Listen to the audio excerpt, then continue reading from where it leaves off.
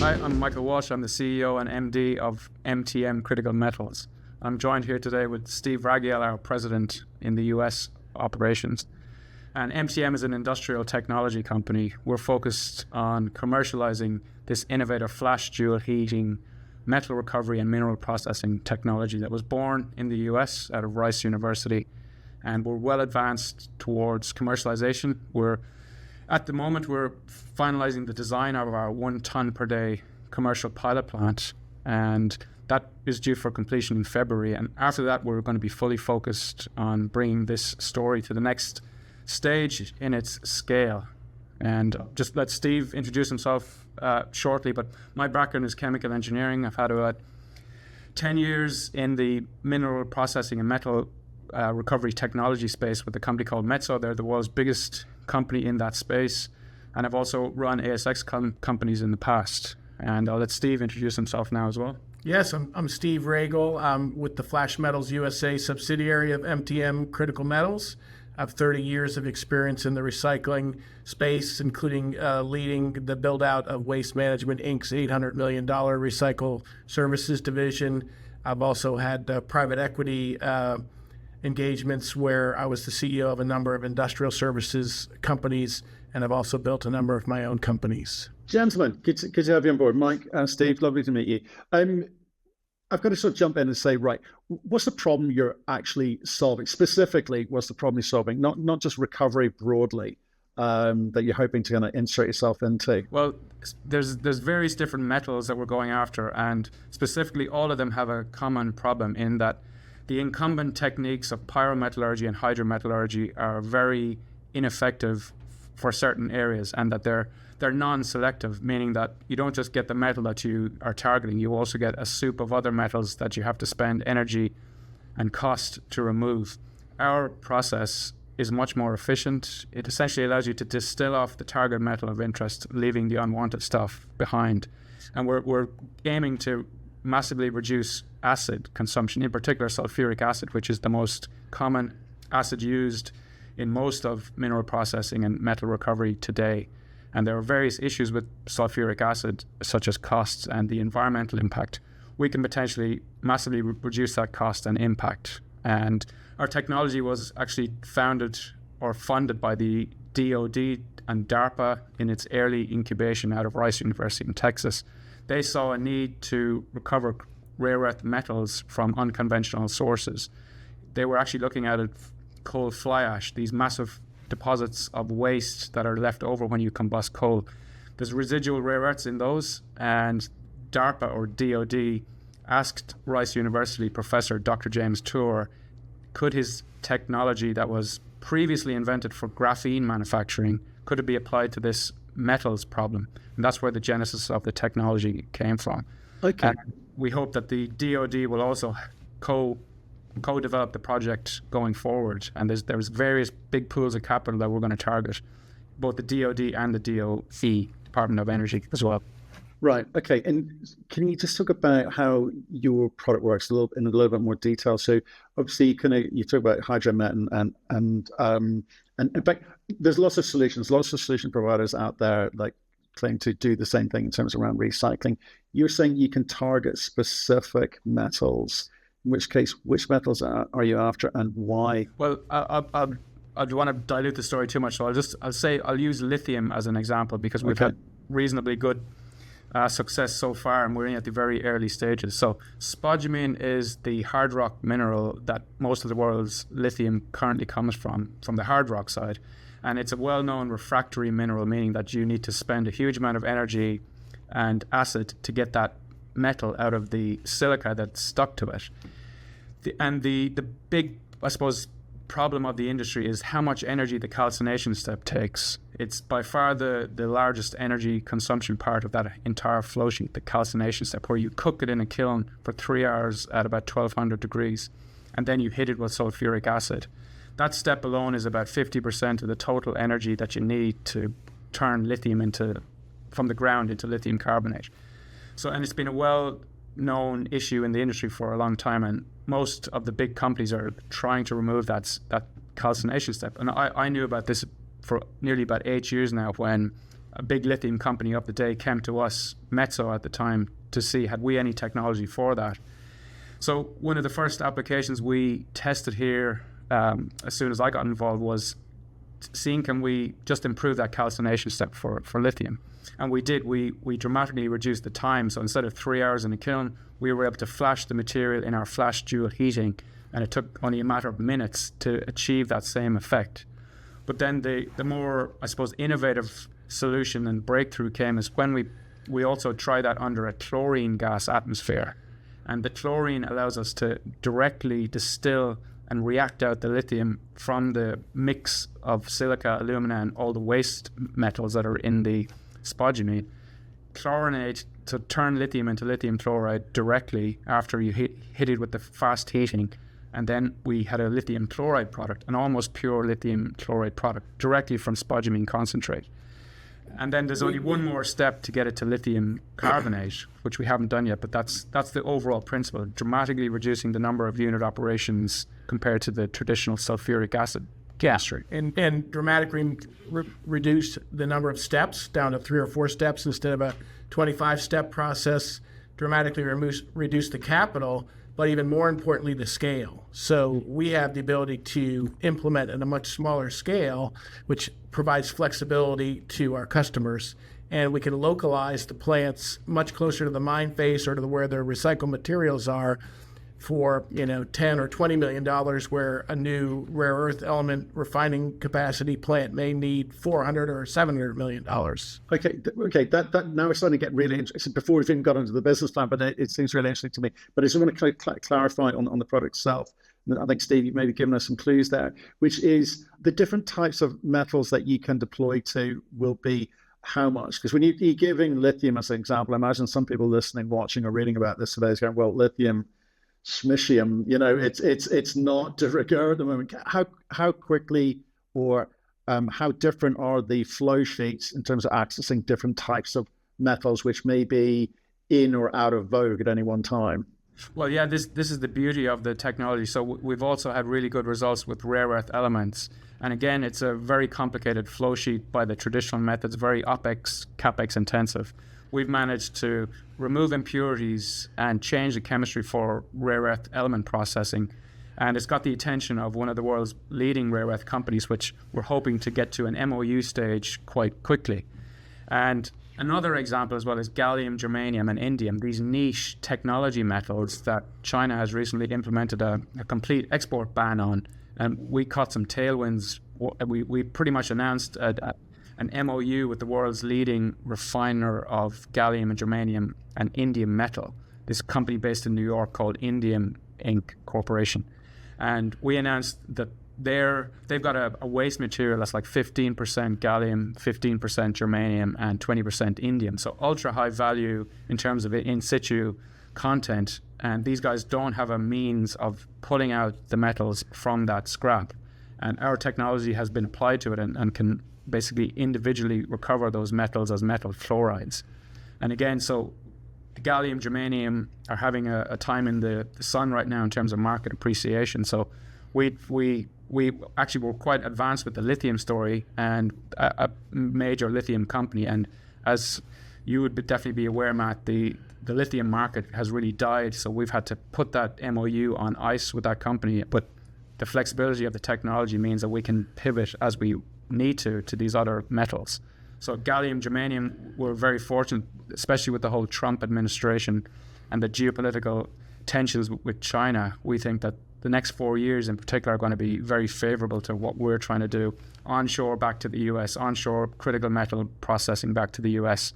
And we can pivot as we need to when the metal prices dictate. That's very interesting. And especially in a market like this, I guess there's a few variables here which affect valuations of companies like yours, which is the ability to react quickly. So that pivoting thing is really interesting to me, but also focus on these ultra high margin metals as well with a kind of low capex, I guess, quick starter pack type things. It kind of feels like to me. So when you talk about the sorts of contracts and the kind of conversations or MOUs that you're having, what exactly are these partners or the JVs interested in? What are the kind of structures of those deals What could they be? Well, yeah, there's probably a unique business model and operating philosophy for each individual metal. But at the moment, there are various options, such as a licensing fee for the technology, in addition to a processing fee, and a shared revenue profit model where we're incentivized to recover more, so that we share in the metal value, especially in the gallium germanium, considering that they don't have an alternative technology to achieve what they want to do. They've got this scrap that's currently got no value to them because they can't recover the metal. So we would be incentivized to get a fraction of the metal value by having the recovery higher, a licensing fee for the technology, and also a processing fee. So, and there are various different ways we can I suppose, iterate on that. But I think fundamentally, we know that the technology is very unique. That's why we've had so much interest from these major companies, and we certainly don't want to be bullied into, giving most of the value away. So, yeah, okay. Given both of our experience in this space, we think we can command a really positive profit model going forward. Right. Okay. Well, and let's look at this. Maybe step back a bit and kind of look at the kind of the size of the market. When we're talking about scrap and we're talking about small volumes like this, how big is the market for you? How what are these deal sizes that you're potentially looking at in terms of value? Because it's hard when you've got a sort of company which has a technology, certainly one which is, well, I've not seen too much like this. We know we've looked at hydromet and pyromet and lots of other types of solutions, but trying to get a gauge of what the size and the potential is for you, the company, is the hard bit. How do you look at it? How do you gauge it? When we look at the market, the total addressable market on the gallium, indium, germanium side is over $10 billion a year. And on the e-scrap side, it's more towards the $70 billion a year. If you put in batteries and magnets, that gets you up towards the $100 billion a year. So it's a very large market. And it's also interesting because it's growing very quickly. The demand side for a number of these, the CAGRs are very high, double digits. So very, very interesting space. And then the fact that we can implement smaller scale, multiple units that we can do them in series really makes for an interest for quick market entry. Right, but I guess the key thing here is the addressable market, and there's lots of players, and people are waking up to the fact some are ahead of you, and some have not really kind of made much of it. They've not made much of a fist of it.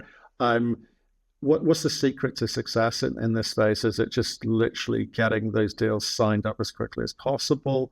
Before new technologies come along and steal your lunch? I mean, again, how do you come at that? Well, yeah, I think our recipe for success will be getting this demonstrated on a number of different metal applications at this bigger scale, and that's our plan with this demonstration plant. Is the engineers that are designing it have been given a spec that it needs to be feedstock agnostic for at least 5 of the different verticals that we're going after.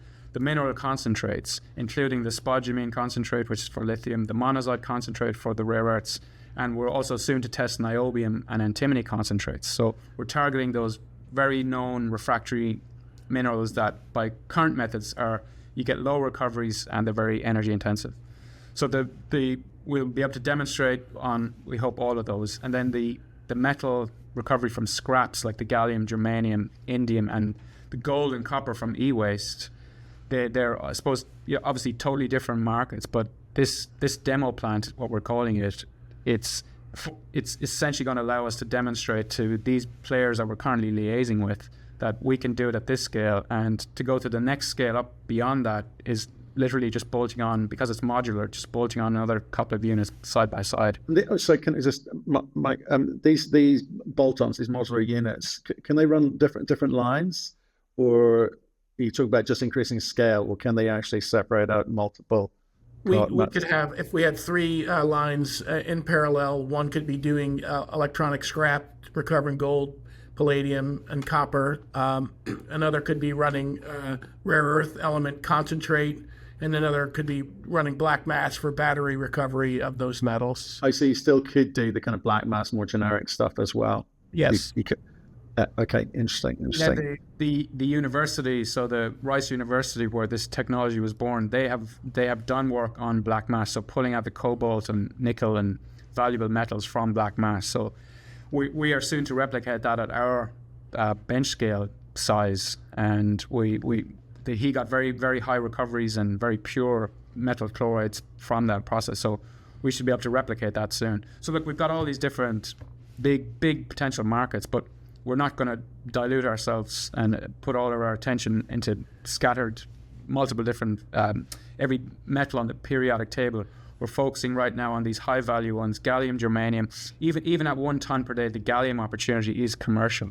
Like the total consumption of gallium in the US is about 400 to 500 tons per annum. So this 1 ton per day plant could address most of the US's needs. But the company that we're dealing with, Indium Corp, they've agreed that they will potentially introduce their semiconductor clients to us as well, meaning that the whole addressable market for our gallium and germanium opportunity is much wider than just this Indium Corporation deal that we currently have on the table. So the semiconductors, Matt, as you know, are a massive growth area, and the AI is just going to massively increase the demand for these technology metals. Absolutely. So let's take a look at this. I've got so many questions, but I think it's quite exciting what you're talking about. When we look at the business plan that you kind of laid out, I should have asked you to describe it yourself, but I think we've kind of got a very good gist of, what the plan is. In terms of the strategy for delivering into 2025, you've got to get focused on what? Because small. Well, actually, you've had amazing reactions from the end of last year to today in terms of the share price appreciation. But you got to manage kind of the cost of capital that you're raising. You've got to be careful and efficient with the allocation of that capital, and you got to show the market, I guess, with a technology like this, because it works at a much higher speed than, say, natural resources, perhaps where you come from, Mike, or dived into, Mike, previously. Is how do you allocate your time and money and focus next year? And at the end of next year, what will you be saying to me in terms of, well, we were successful because, what's that look like? Well, the biggest ticket item for the end of this year is to have this 1 ton per day pilot plant up and running and commissioned on several different applications, including the gallium, including the e-waste, and including the mineral concentrates. And then we hope to have more advanced and binding offtake agreements instead of just preliminary MOUs with several of these people that we're currently speaking to. So binding agreements, fully commissioned plant, and ultimately to be in cash flow generation by the end of the year on the gallium opportunity. That's the most immediate one that we can likely get cash flow from in this current calendar year, 2025. Oh, my ears pricked up there. Revenue in that time frame. Michael, that's breaking all the rules. Well, that's certainly our stretch target. Well, that's super exciting thing. And most people listening to this at the moment are looking for companies that are near-term revenue or in revenue, because most people have kind of lost the willpower to actually stick with sort of 10-year development plans. Okay, that's super interesting. Can I talk about, therefore, one of the kind of players you mentioned earlier? You talked in the conversation, obviously the DoD. We've seen companies like Hyperion X benefit from those sorts of relationships. What we understand what they've been doing so far with Rice, but what's the hope in terms of working with them going forward, and what can you do for them? Yeah, we have a number of partners that we're working with right now that have existing relationships with DoD and existing grant packages that they're working on, and they've asked to bolt on our technology into what they're doing because we can rapidly concentrate metals for them or handle a certain particular package of metals that they can't handle. So we have 3 different groups that we're working with that already have an active grant program that they're working on with the Department of Defense and subsidiaries or sub-companies, subgroups in the DoD. So that's all very active. We also have 1 or 2 things going on with the Department of Energy as well. Very similar goals and objectives there for recovery of critical metals domestically. Okay, and And again, what's new? Why is your story? What else about your story is new? This flash jewel heating is that's not unique to you, is it? It is unique to us. We have a global license for the flash jewel heating patents for all mineral ores and scrap materials. So there are others that have it for graphene and nanotubes, but we have all the ores and the scrap materials. The other thing that's new is that our design team has come up with a semi-batch and a continuous process, which really will break the mold in terms of the scalability of the material. So if you asked what's the most exciting thing that's happened in the last 6 weeks, it's our semi-batch and our continuous process design. And Matt, I should just say that the technology, it was originally born for graphene manufacturing, and this Dr. James Tour invented it for that specific application.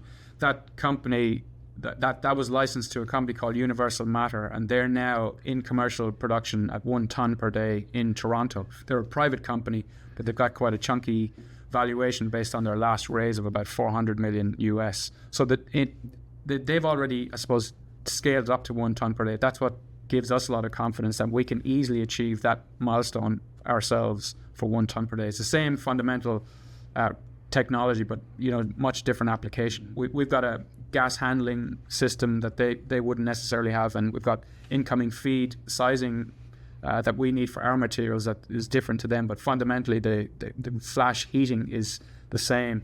And we also do it under fluorine or other gas atmospheres for the metal chemistry. So look, it's already been de-risked in terms of someone has scaled this up. We've got the rights to all the metals on the periodic table, and they've just got the graphene angle. But let me be clear. So that's on the e-waste and the mine tailings side of things.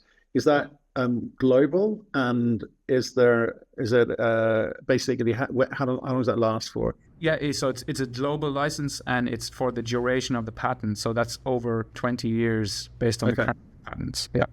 Right, and any kind of modifications to the flash jewel heating component, you come up with your own technology, etc. How's that treated? We have the ability to apply for our own patents that are enhancements, and there's some of that activity underway as we speak, and the broadening out of the intellectual property is happening with our batch and semi-batch designs, as well as with some additional additives and proprietary chemistries.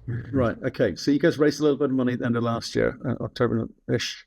That's enough to see you through and get you through to what phase of next year's deliveries? Yeah. So we actually did 2 different raises, and the most recent raise was unsolicited. So we did a presentation to Pengana Capital, which they're like a major fund in Australia, institutional investor, and when they come knocking on the door offering money, it was a no-brainer to take it at the time. So we've now got over 15% institutional shareholding on the register from almost 0% only 6 months ago. So that money, we have enough now to build a pilot plant, get it into production, and see us out to at least the end of the year. So yeah, we're very confident that will see us out to then, and we hope that we'll be able to advance then several MOUs with all these different players that we're currently dealing with to a more advanced kind of binding contractual arrangements.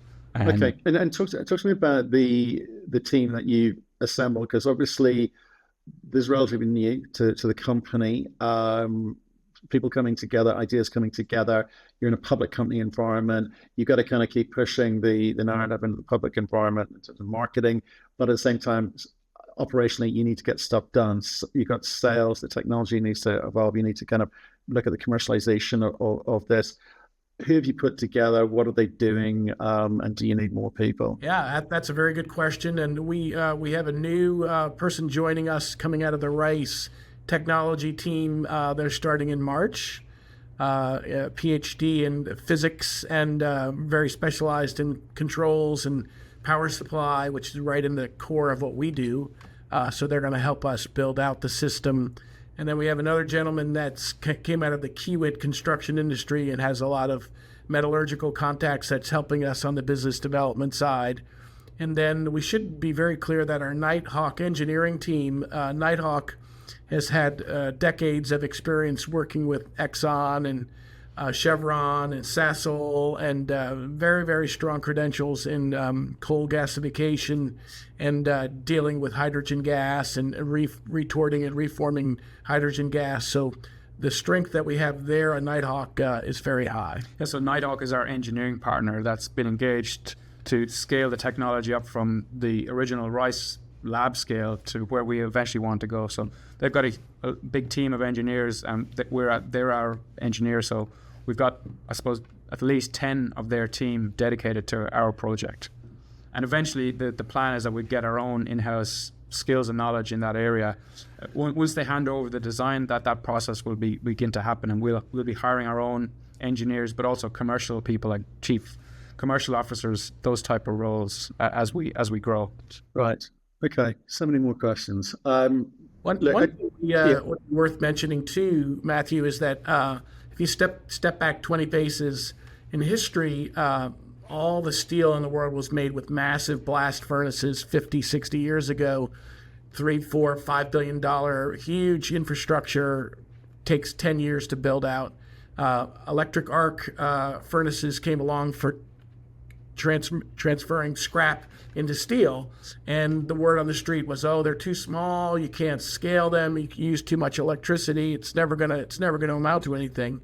Fast forward to today, 60 years on, and 60% of all the steel in the world is made with electric arc furnaces, much smaller scale, much more nimble, much more designed to specific streams and products.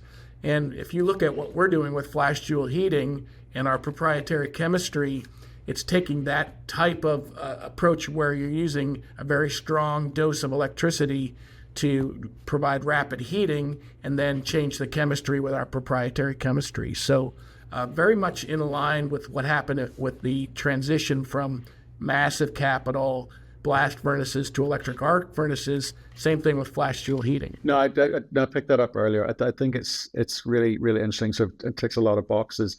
But gentlemen, I'm going to wrap it up there only because there's a lot to digest. It sounds absolutely fascinating and solving for a big problem, and more importantly, a big high margin problem. So maybe we can get you back on and sort of do a deep dive into the technology itself proper and sort of see how that stands up if you've got time, because I know you're in the States right now. Got several meetings to be had. So thank you very much for your time, and we'll see you soon. Thanks, Bernard. Thank you very much. Appreciate it.